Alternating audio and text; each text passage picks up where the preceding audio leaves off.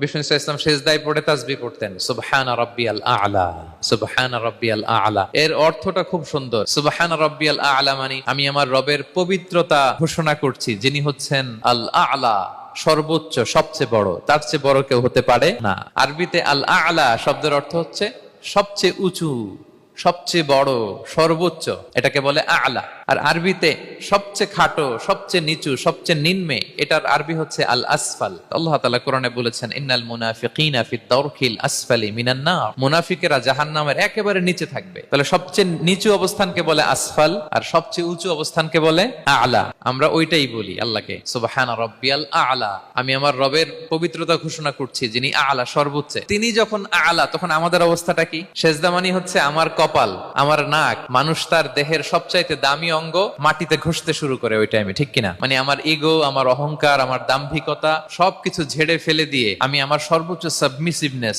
Loyalty, আনুগত্য, humbleness, বিনয় আল্লাহর কাছে দেখাচ্ছি। সেজদায় আমরা যত ছোট হই, এর চেয়ে ছোট আর হওয়া যায় না।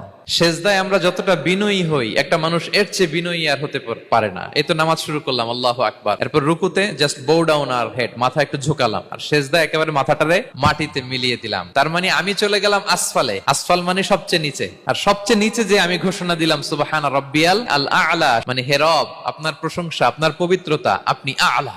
আল্লাহ, আমি আর নিজেকে এর চেয়ে তুচ্ছ করতে জানি না, এর চেয়ে ছোট আর করতে পারি না। আমি আমার নিজেকে উজাড় করে দিলাম, সবচেয়ে ছোট, তুচ্ছ, নগণ্য করে আপনার সামনে উপস্থাপন করে আমি ঘোষণা দিচ্ছি সুবহানা রাব্বিয়াল আ'লা।